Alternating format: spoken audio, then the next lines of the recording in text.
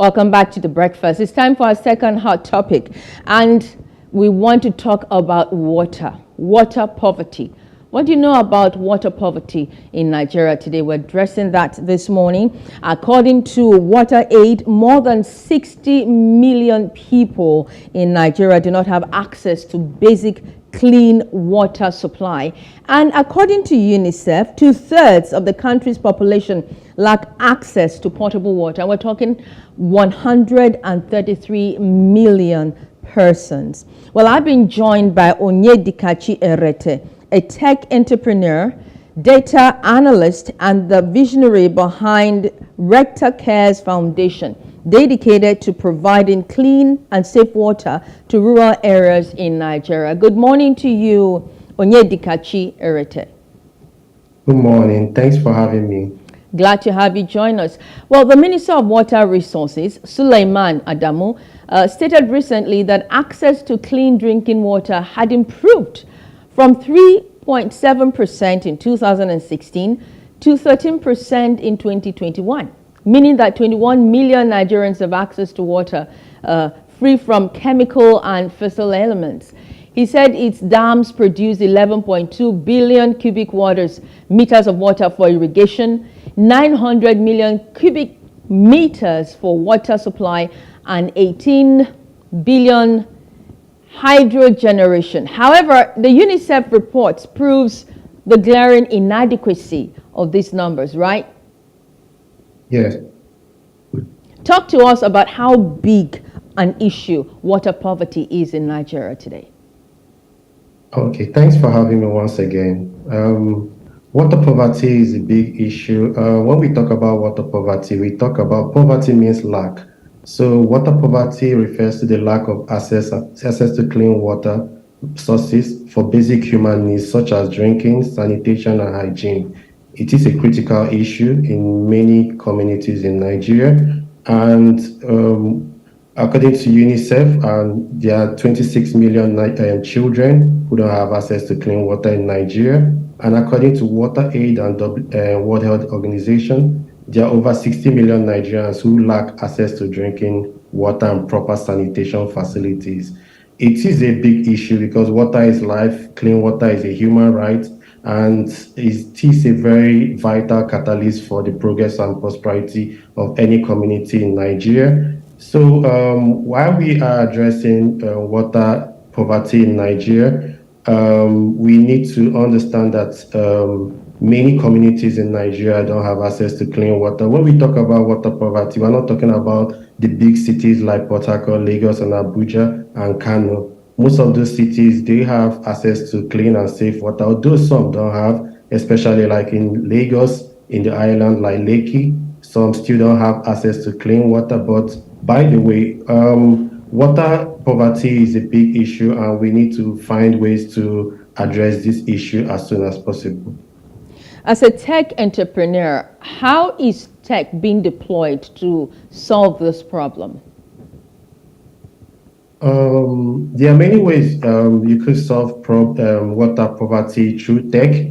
I partnered with Empowered Joseph Foundation and Ground Force, where we provided solar-powered borehole.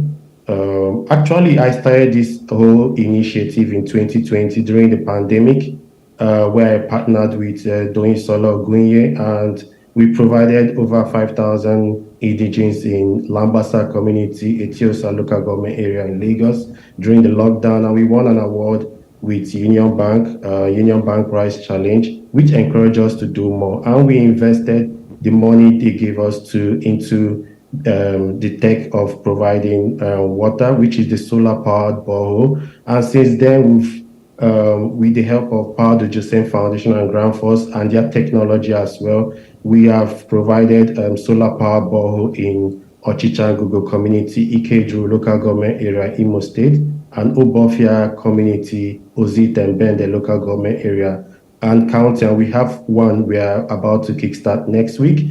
With the tech, with solar-powered boreholes, we can provide this clean water 24 hours without the need of electricity. Like you can see, the fuel price has gone up, and if we're using the fuel to power this water, it will be very expensive for us. But solar help us to provide this clean water 24 hours. Thank you. Well, so the numbers are alarming. There's no, I mean, it's alarming. And even for those of us in the city whom you said have clean water, you know that Nigerians provide water for themselves.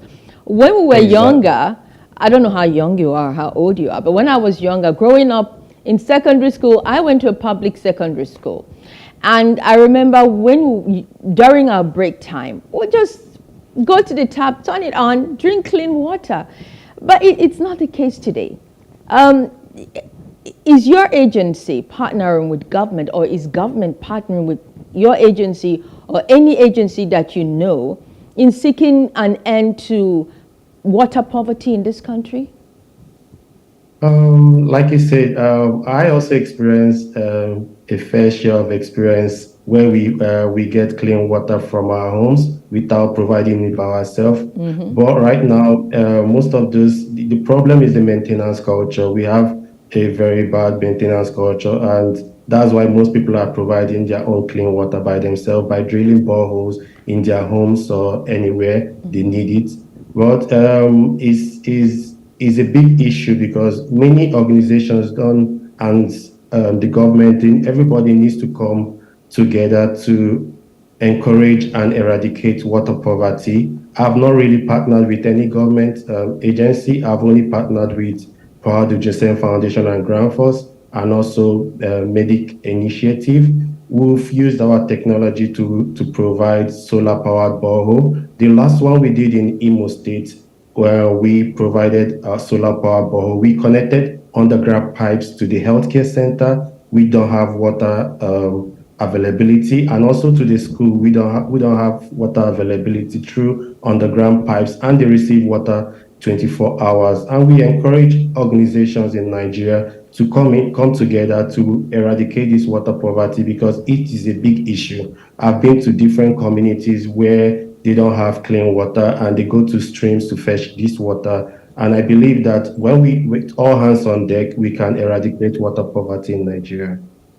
Okay, talk to us more about the communities that you've been to, and which part of Nigeria would you say is worst hit? Is it the northern part, the southeastern part, the southwest, or the south-south? Thank you for the question. In Nigeria, most, if not all, communities are vulnerable to water poverty.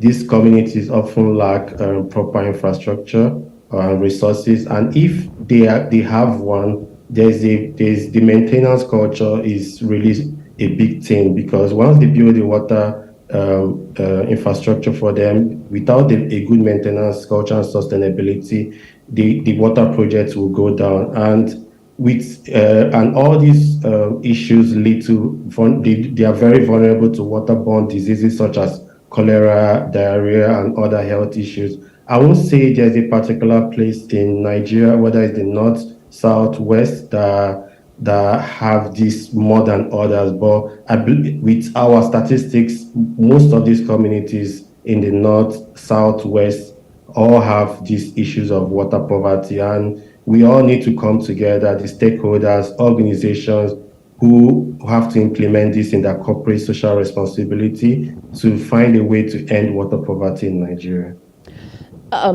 I'm glad that you're a tech entrepreneur. Perhaps you can also help us understand why the water board is not functional, apart from corruption, of course. And Okay. I understand that one state, particularly in the east, had to, I think it was Anambra State, shut down the water board. You're not giving water. You're sitting here idling away and receiving salaries at the end of the month. Can you tell us, as a tech engineer, what may have been the problem? Who dropped the ball and how did it get dropped? Why did we stop having potable water from our taps? Every home used to have it. Every compound back then used to have. What happened to the water board?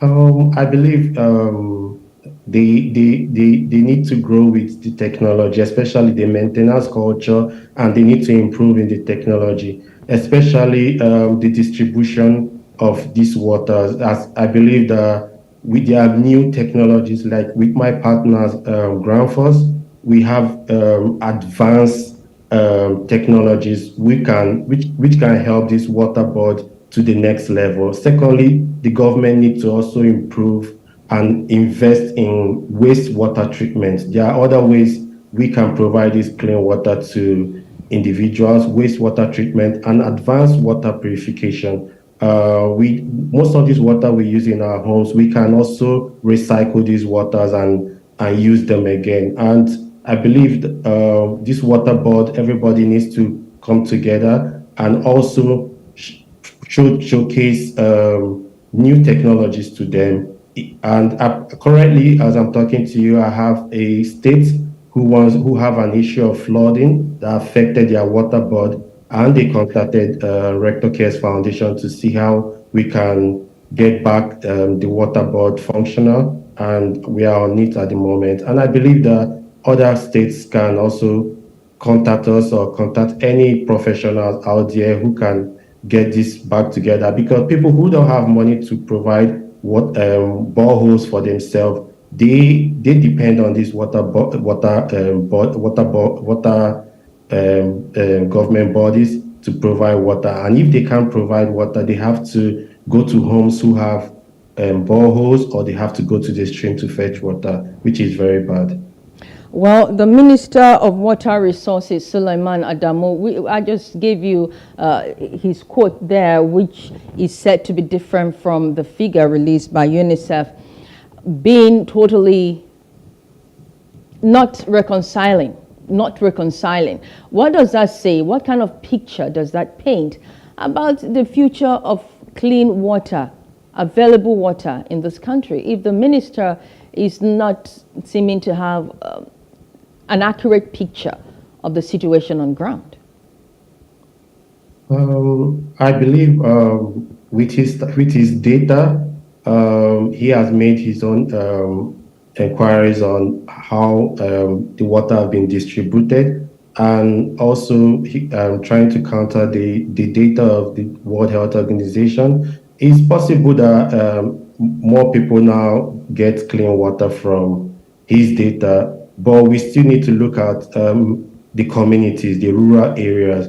Maybe he's talking about the cities like Lagos, Port Harcourt, Abuja, which maybe they've improved drastically.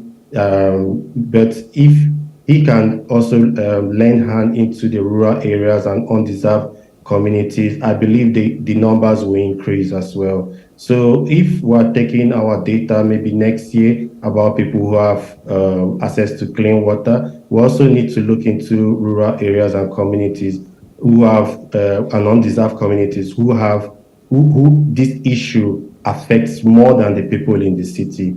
Thank you. Or could it be that UNICEF or WaterAid do not have their facts right about a situation here in the country? Is there a possibility? Is it a possibility that they're probably exaggerating the problems we have? It's possible, but they still need to be like a new data collection to also fact check all this. And also Rector Cares Foundation, we also have a survey going on our website, where we can also try to fact check all these numbers as well. For us, Rector Cares Foundation, we've provided over 35,000 people access to clean water. So with that data, we can also help increase these numbers. I know 60 million people who don't have access to clean water is a big number. It is a big number. We can also find ways to fact check this information and data as well. Well, thank you so much, Onyedikachi Erete, for your time this morning. And I do hope that this matter will be well addressed, because figures, accuracy or not, we can see for ourselves that Nigeria needs support in this regards. I'm not talking about UNICEF or WaterAid. I'm talking about the government fixing this water problem for ourselves, so that Nigerians can begin to have clean water at every nook and corner, as we did back in the days when we were younger, the good old days, when you turn your tap and there's water, when we didn't have boreholes, when we didn't have pure water and all of that. So we hope to go back to those days when things were better, and we want to see Nigerian government addressing this and not looking for help from outsiders. And it's good to have Nigerian entrepreneurs such as yourself, you know, doing stuff that you're doing, good things you're doing. Kudos to you. Thank you very much. Thank you so much. Onyedikachi Erete is a tech entrepreneur, data analyst, and the visionary behind Rector Cares Foundation, dedicated to providing clean and safe water to rural areas in Nigeria. Well, that's our package today on The Breakfast. But before I go, I leave you with our quote of the day. Science and technology revolutionize our lives, but memory, tradition, and myth frame our response. That's according to Arthur Schlesinger. I am Maureen Menonwezigwe. Many thanks for your time. Do join us tomorrow for another episode of The Breakfast on Plus TV Africa. Good morning.